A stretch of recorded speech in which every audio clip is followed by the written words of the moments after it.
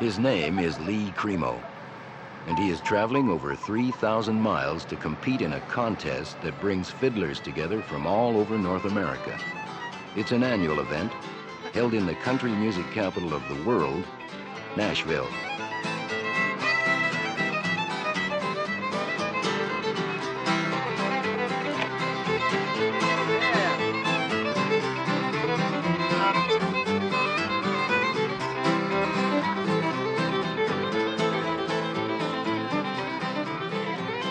For Lee Cremo, it's an occasion with more than the normal tension of competition. He is a musician with unquestionable skill, and yet he is a fiddle player unlike the rest. While the others find their musical roots here, Lee is an outsider.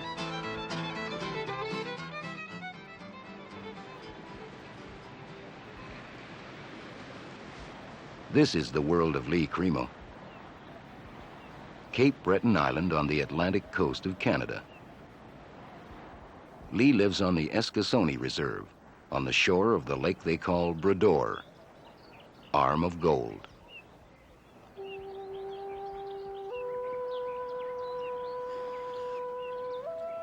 Lee Cremo is a Micmac Indian. The Micmacs are the most easterly clan of the Algonquin Indian Nation, from whom all the tribes of eastern Canada trace their origin. On a hill high above Eskasoni, the Micmac people have built a shrine to their Catholic religion. Lee comes here often to think. Perhaps it was here he heard the inner voice that dared him to go to Nashville. The same voice that urged him to become a fiddle player years ago. The voice that pesters him day and night with scraps of music and themes for new tunes.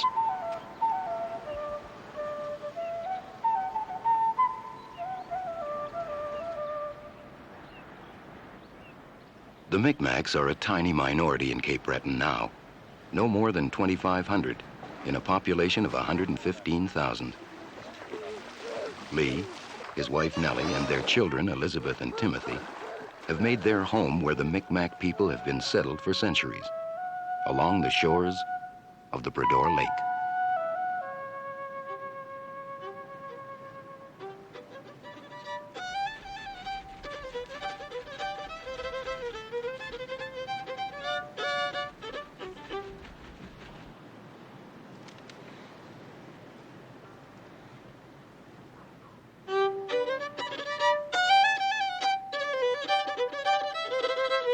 Today, Lee is working to complete a new tune he hopes to have ready for Nashville. It's his comment on the sometimes confusing world of Canadian politics. He calls it the Constitution Breakdown. Let's say if I go to sleep late, that same night I'll be dreaming up, like I'm in a dance somewhere, or I hear somebody playing fiddle, or always like that. If I think of a tune, if I wake up when that tune was on, I have to look for it in the tape machine.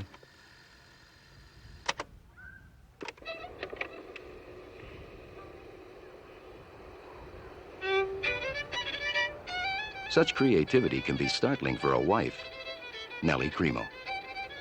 When we first got married, I thought, my God, what is this? That a man will jump up out of bed at 3 o'clock in the morning, run downstairs and grab a fiddle and start playing a tune because it has come to his mind at 3 o'clock in the morning. I mean, you've got to love music.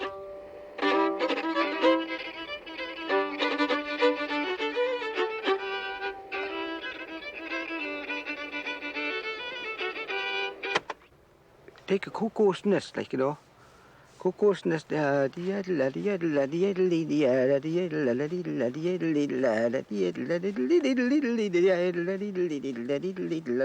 Now, for Lee Cremo, like me,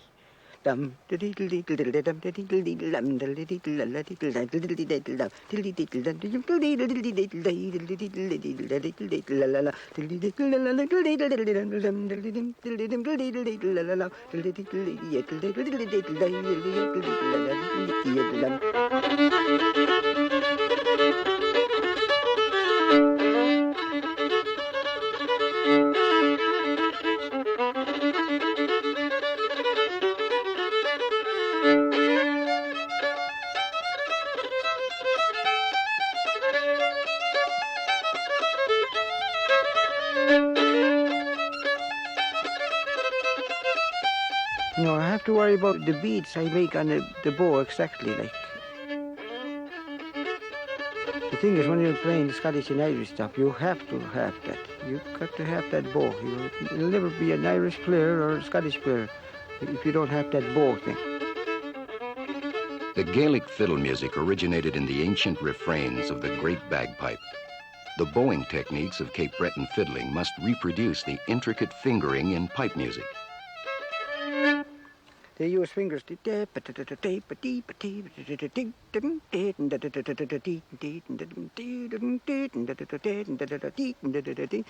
for our part, we have to use that bow instead of that, you know.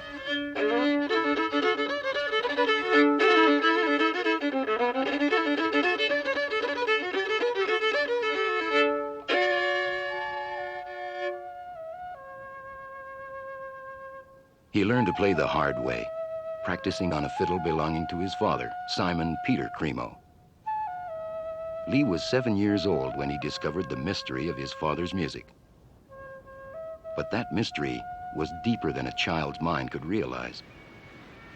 The style of Simon Peter's music was the mainstay of a Scottish culture scattered across Cape Breton Island. I met your father at the Big Fiddlers years ago in Port Hood. Wild Archie McClellan. Him, the Big Fiddler, guitar Yeah. and the violin. He was good too. Yeah. He's a great player. Lee likes to touch base musically with Wild Archie from time to time. Well, that one is a little Archie has accompanied many of the island's best fiddlers, tapping out the rhythms of the fiddle music on hardened sticks he calls bones.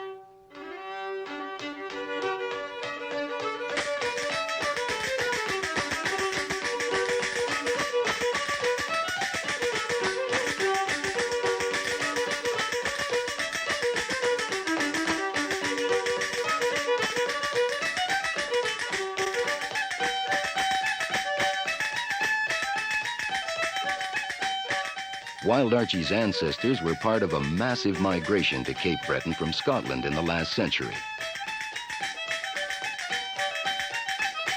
The instruments and the music they brought with them bridged many differences between the newcomers and the people who have always been here.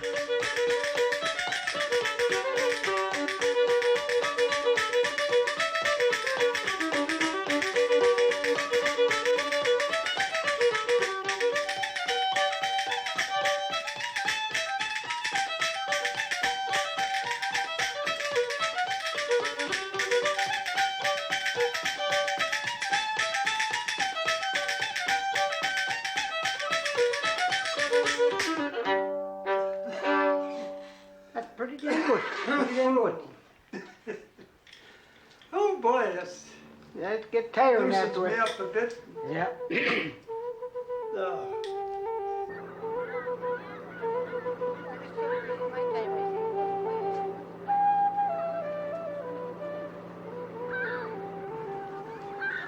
Lee and his family are crossing the island to a place called Port Hood, where tradition is still strong.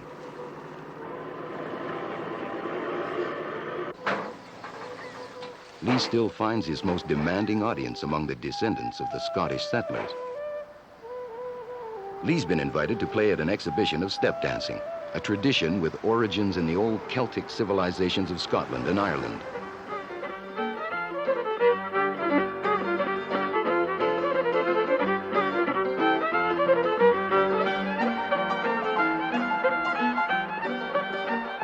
Fiddlers and dancers alike know that they're under intense scrutiny. This crowd takes their culture seriously. They all have their favorites among the scores of fiddlers. For Lee's daughter, Elizabeth, it's an easy choice. Very proud of him. Yeah, that's my dad out there.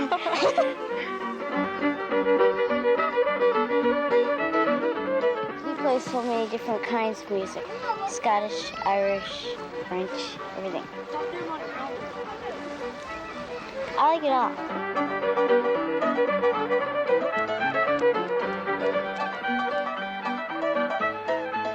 Lee knows it's a special challenge to get a nod of approval here.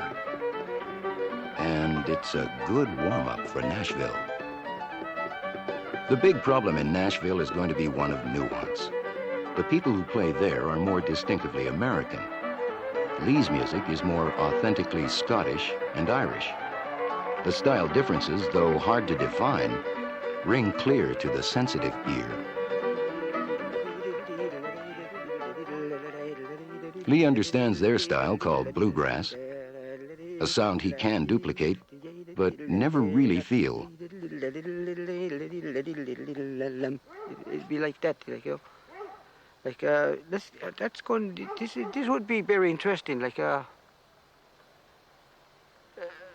don't play that music too much, like, you know, but for my part, like, you know, I can't help it. I'll have to add both stuff, like, you know. Like if I add it, you know, you get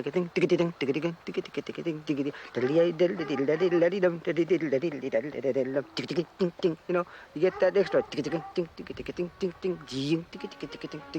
I would add that part anyway. I don't care if they throw me out of the, you know, off the stage, but I do it.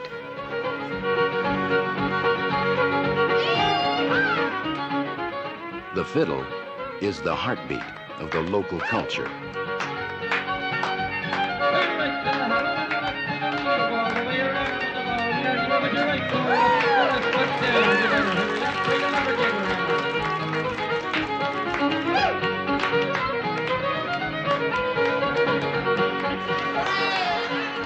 Tonight, a Cape Breton woman has married a man from Montreal. They'll live in Calgary, 3,000 miles away, but tradition called them here for the marriage sacrament and the special blessing of Lee Cremo's music. Back on the head, step back on the side. Turn right to the hell of a walk to the rear ball. When you're out of the ball, your heel with the next to it. Step down, better hurry up, but never get around. For the musicians, it's a welcome release. Lee and his piano player, Vincent Joe, have an instinct for each other's music. For years, Vincent's piano has provided the rhythm for Lee's fiddle. For them, Nashville lies ahead.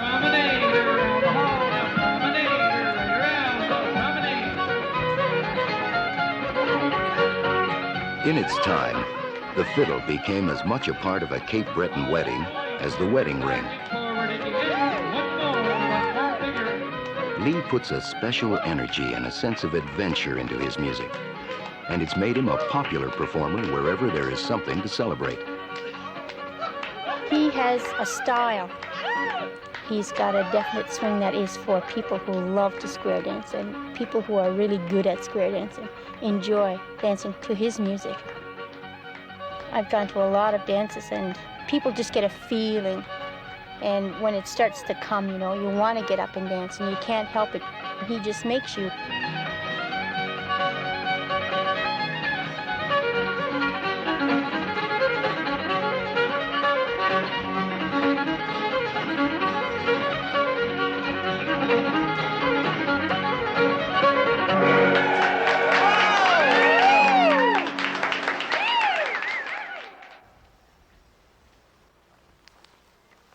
Lee Cremo, whose background is Irish, has a special feeling about the importance of the lifestyle at Eskasoni.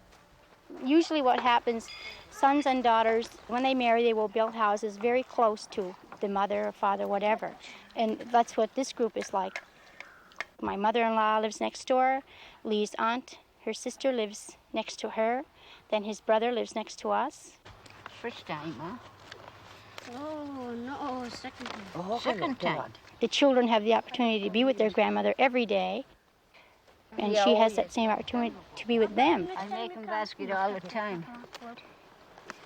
But my hands is not I think it's wonderful that they have this time to be with them and know them, and to listen to the stories and hear what their fathers were like, or their grandfathers, and hear the old stories and keep those traditions going, keep the stories going for their children. The skill of basket weaving, at one time a livelihood for Lee's ancestors.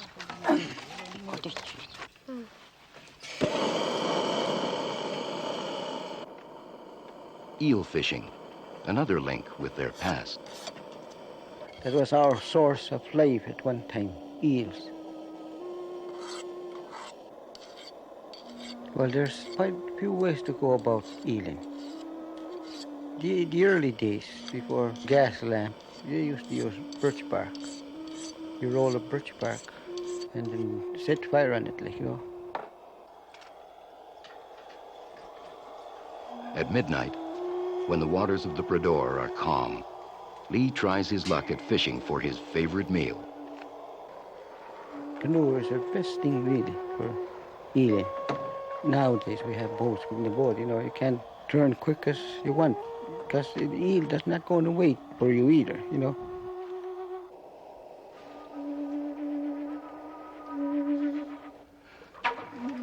Eel, all right.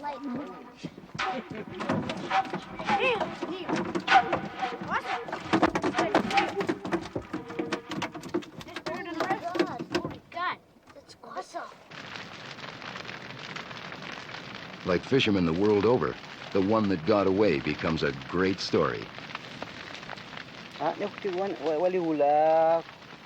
This tale is about a mythical giant eel and its capture.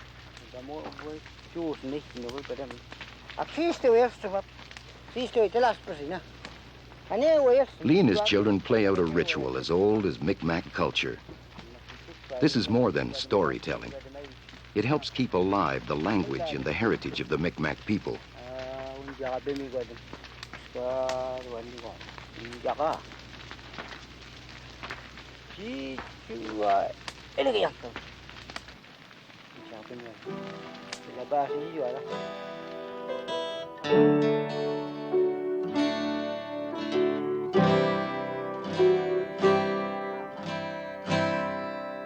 Start all over again.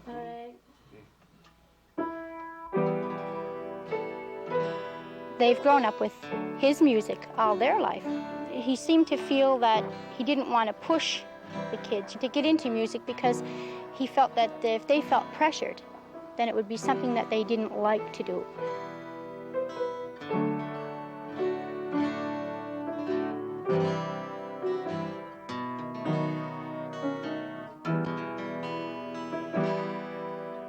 Music is the bridge between generations. For Lee, sharing his music with Elizabeth promises human harmony and the survival of tradition.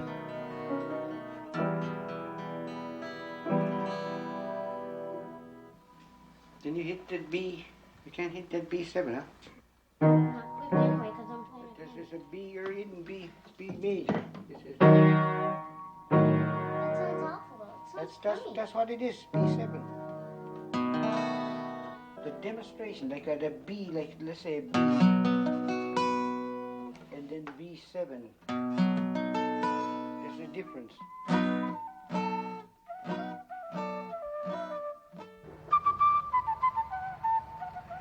But even in Cape Breton, no one earns a living from playing traditional music on the fiddle. Lee drives a school bus. I've been driving school bus 16 years. So far, I'm staying on the road. Thank God for that. He takes immense pride in his job. The badge he wears on his hat was awarded to him for 16 years of safe driving. And to Lee, it's as important as any of the 82 awards he has won for music.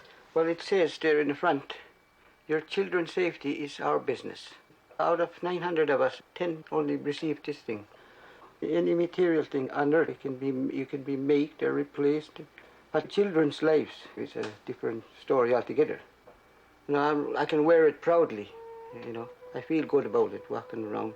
If I know there's other drivers, you know, they went too, but it feels good. The Micmacs have been Christians for 3.5 centuries.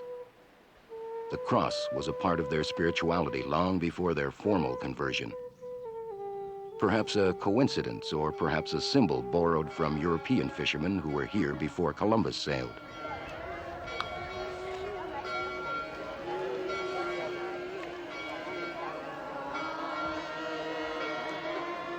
For a couple of days each year, at a holy place called Chapel Island on the Bredor Lake, the Micmac people acknowledge the importance of the religious tradition.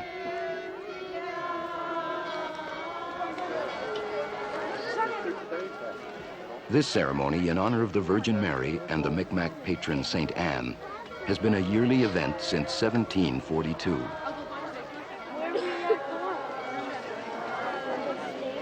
Though the Micmacs were first evangelized by French priests, there was no religious security here for the Catholics until the Scottish Highlanders came.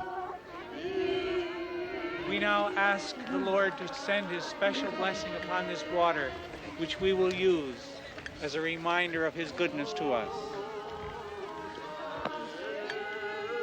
Today, priests descended from those Highlanders help the Micmacs keep alive religious traditions and customs.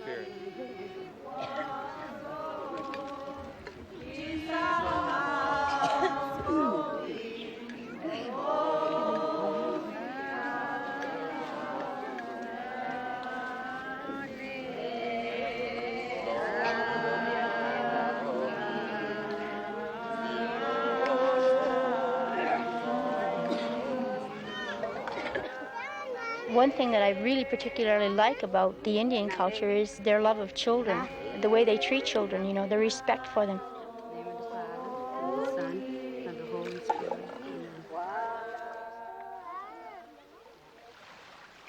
Amen. With my two children, they're not suppressed in anything, and they've been told the world is your apple and you go and get whatever you want from that. There's no door that you can't open. I don't like touching. I don't mind big lumpy ones because they're so big that they don't really touch you. And I think Lee, through his upbringing, has not been afraid to go after anything that he's wanted, and there's nothing beyond him. You know, there's nothing beyond reach as far as he's concerned, and my children are the same way, and I think that's really great.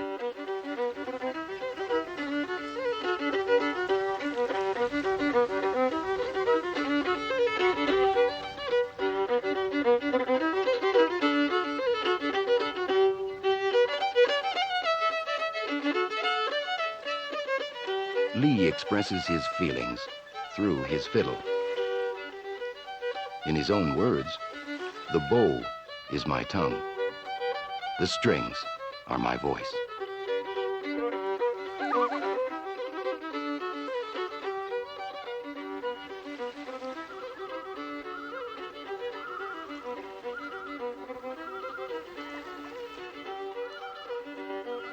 His music is distinctively old world, but its character is very much part of the optimism and energy of the new world.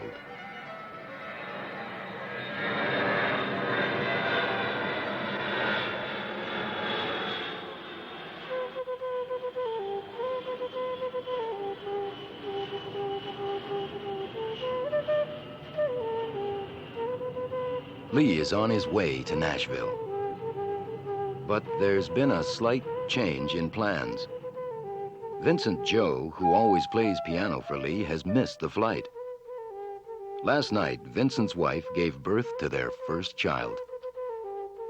Good news. But now Lee Cremo's on his own.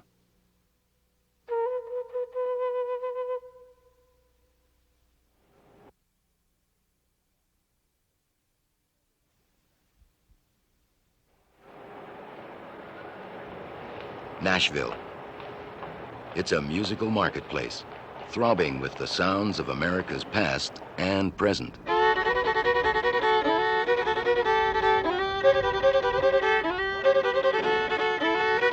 These parents put their son through his paces. Timing is critical.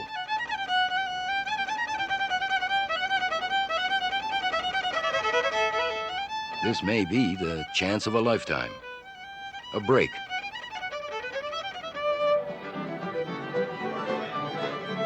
Backstage, it's a kind of family reunion.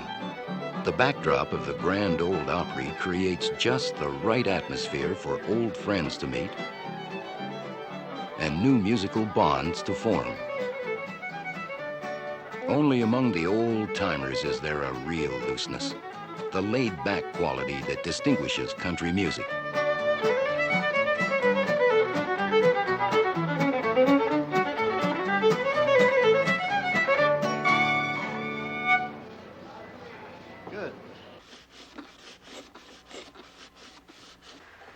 It's a bit of a jolt to Lee Cremo all the way from Eskasoni, Cape Breton.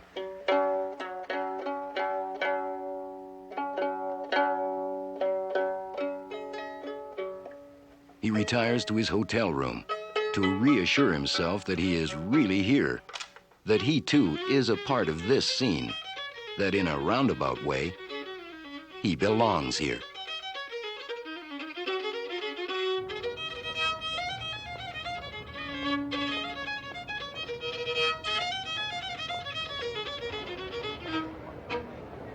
Lee Cremo eases into the feel of the place and the event.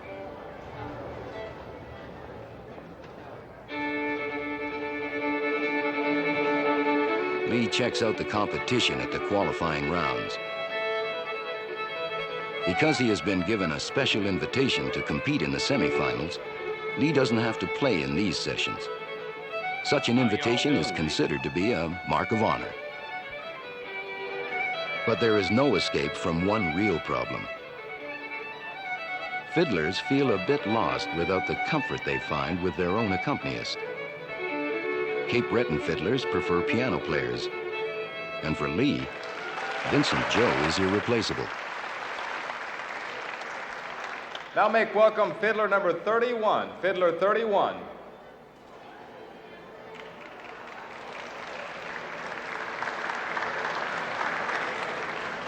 It's an important moment for those who must prove their worthiness.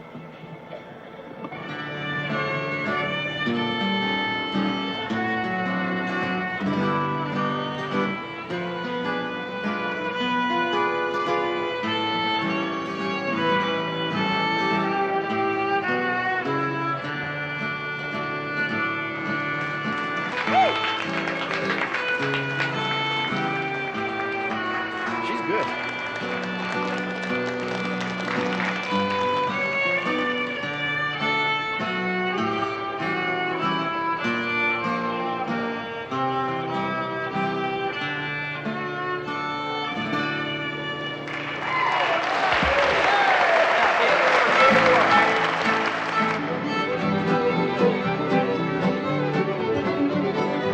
In Nashville, the guitar is king, even as backup for the old-time fiddlers. Right down the outlet. Okay. I need fiddler numbers 51, 52, 53. Run on down the line. If you all line up for me, we appreciate you very much. Thank you. I'll be right back. Lee considers recruiting a guitar player, someone who can learn his music before he competes. G, part of G. So, I think it's G, C, and D mostly. It's called Constitution Breakdown.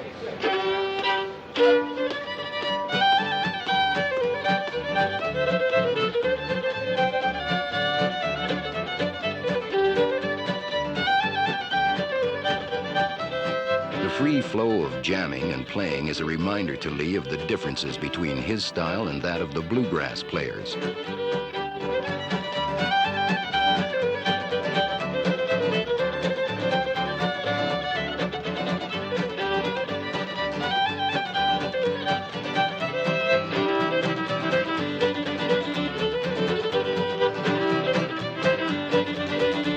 For the guitar man, it seems straightforward.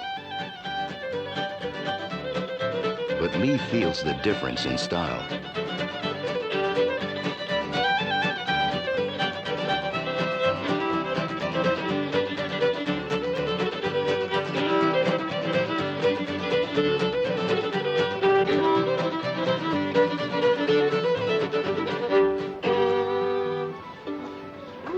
That's a good one.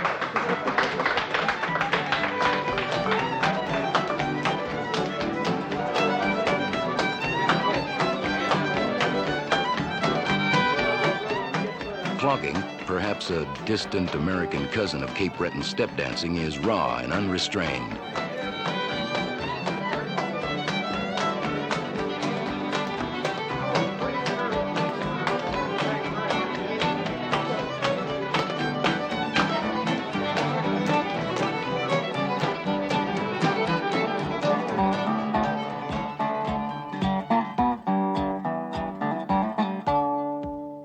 The neon blurs the frontier origins of the music.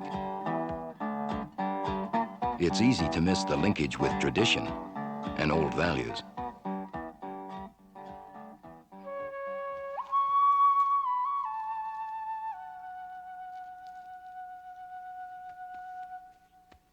Lee clings to his traditionalism. His costume, like his music, is a careful statement about himself and his origins. Once his ancestors wore these symbols in battle. Today, Lee seeks their sustenance in a different kind of contest.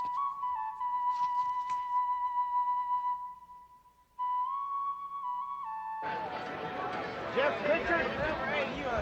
Jeff Pritchard.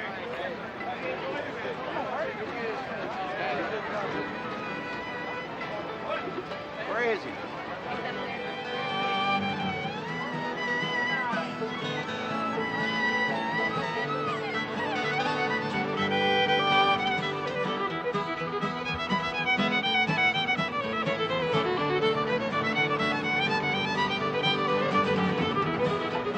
Come on, guys, let's get with it now. We're holding up the words.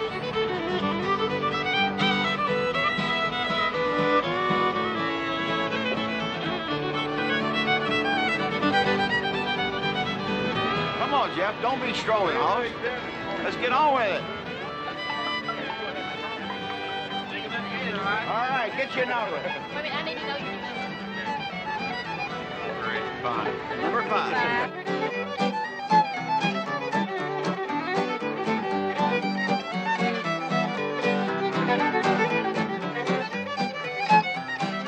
Who we got next? Okay, next is Lee Cremo.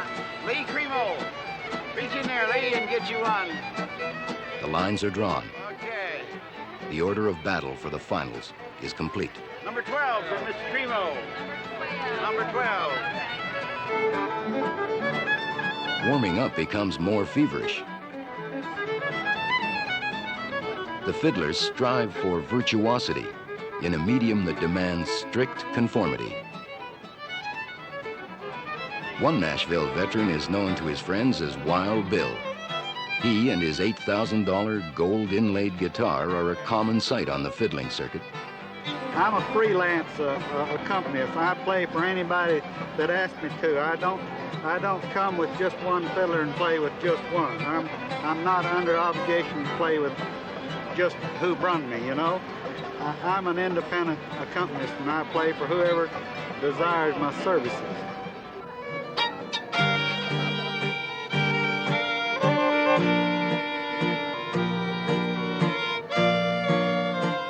Most of the top-notch fiddlers that win the contest today are under the age of 30, and they're really coming on. It's progressing, but it's still remaining traditional. There's just, if you put the wrong stuff in the tune, you'll get penalized for it. No jazz licks or anything like that. You got to keep it pretty close to the ground, but you can get it cleaner and a little bit more sophisticated. But still, it has to remain traditional.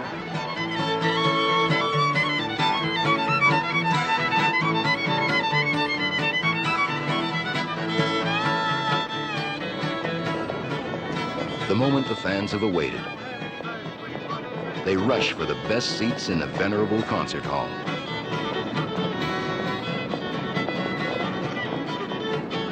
Well, welcome to another Grand Masters. This is the 13th.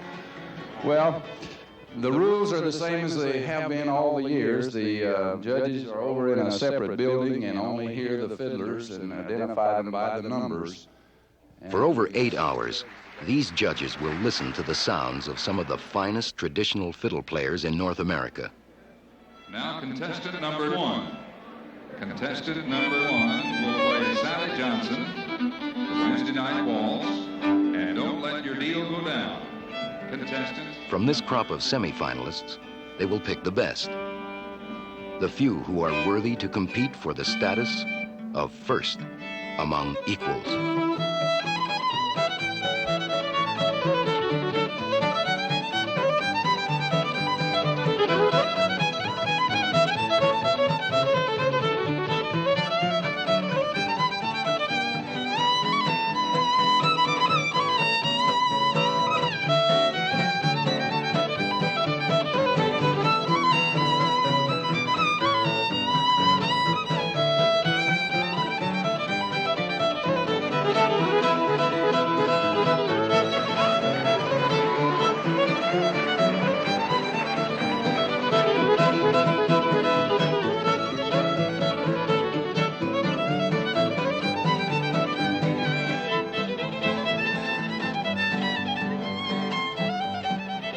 Lee Cremo, in a final moment of self-doubt, tries one more time to find a guitar player to accompany him.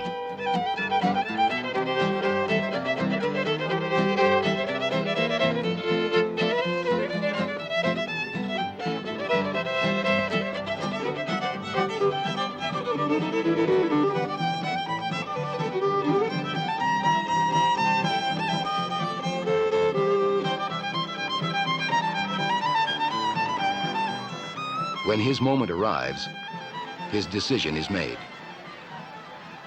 He will perform alone, true to the real tradition of his music, a tradition that predates pianos and guitars. He will beat out the tricky rhythms with his boots.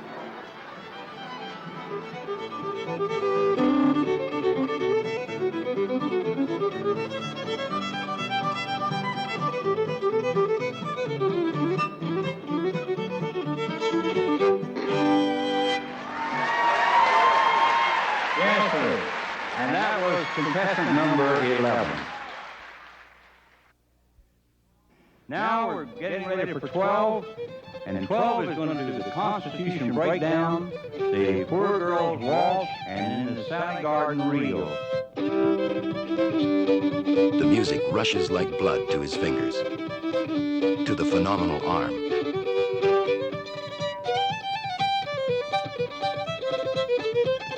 It falls like a spell on the audience, uniting him with them.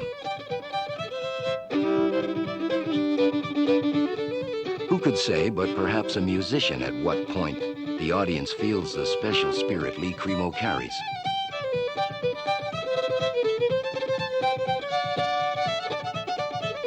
That in the Grand Ole Opry, the holiest of country music shrines, with an audience of the devout,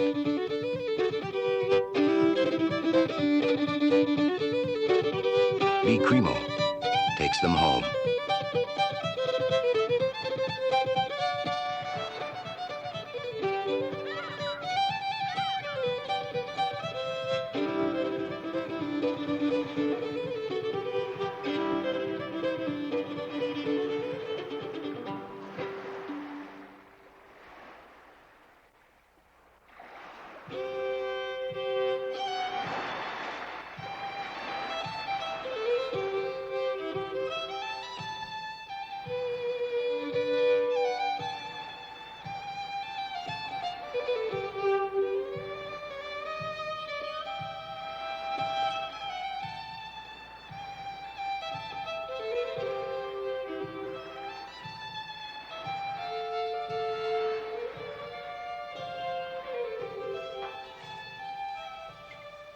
Well, I had already been down to Nashville with him in '73, and I saw the reaction of the people there. They have a style. Lee doesn't play that style. There was a jam session, and most of the other fiddlers there thought, my God, this guy's just gotten off the boat from Scotland or Ireland or someplace, you know. They really enjoyed his music, but I don't think in a competition, say in Nashville or places like that, that I don't think he goes with the intention or the idea that he's going to win the thing, because you just don't walk into somebody else's territory with a different type of music and win a competition there. He loves people, and he loves to go, you know, and meet other fiddlers and, you know, talk to them, and kind of, you show me yours, I'll show you mine.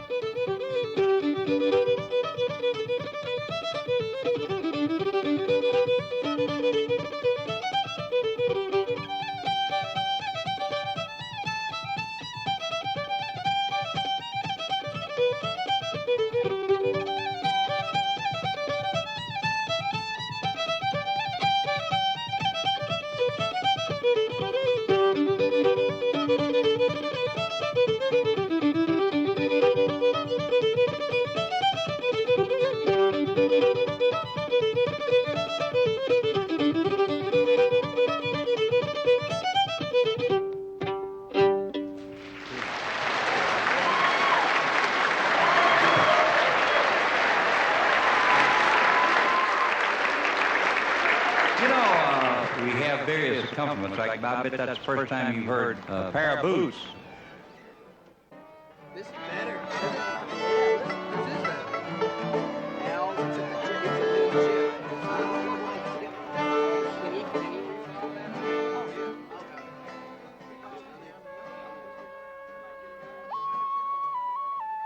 It takes a long, quiet moment to absorb the judge's shocking verdict.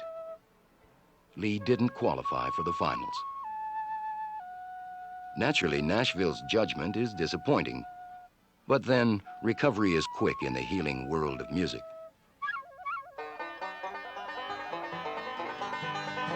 Before leaving Nashville, Lee decides to drop into a local music shop to pick up some new strings for his fiddle. And in Nashville, the inevitable happens.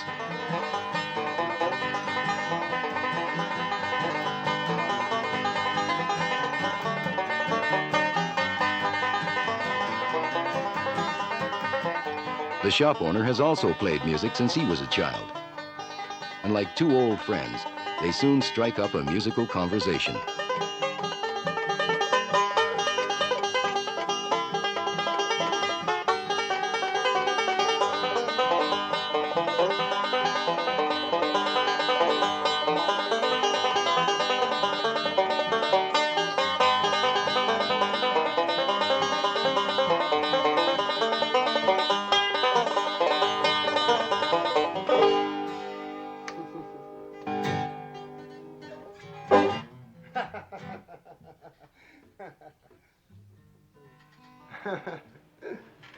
Where'd you learn to play the fiddle at?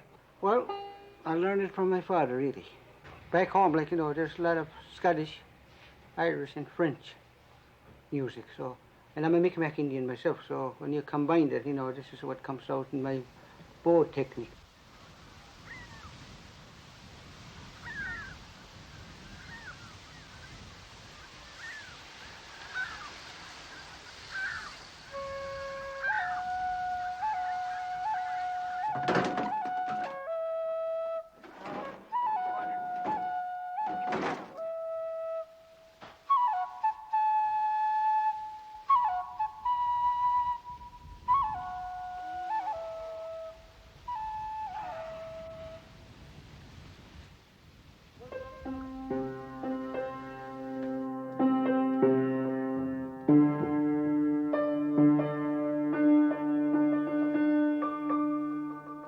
Lee Cremo has come home quietly.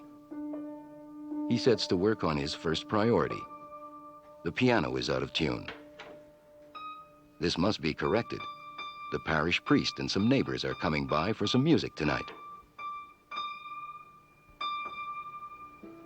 Well, we're going to have a little jam session tonight, this evening. So make sure that's just half decent anyway. Probably still going to be not perfect, but give it the best shot I got.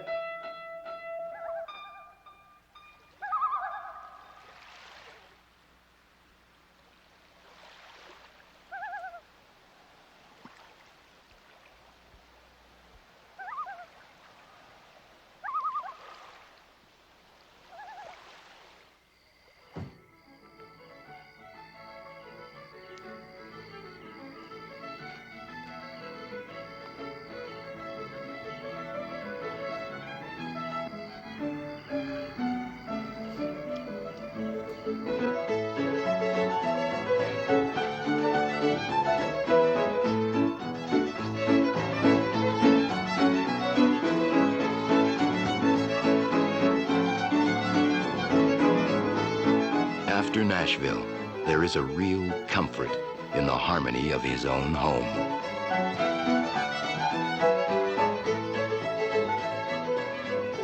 The harmony is reflected here, in this group. The priest, by some ecclesiastical coincidence, is also a great fiddle player. A neat synthesis of the gifts his Celtic ancestors brought to Lee Cremo's people so long ago.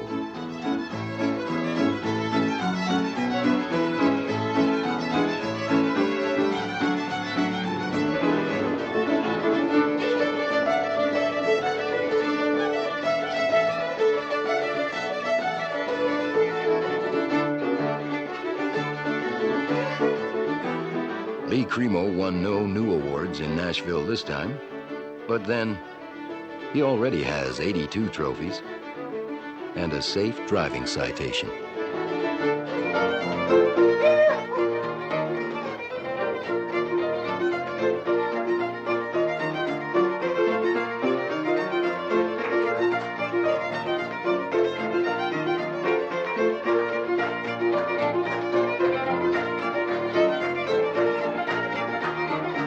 Thank you.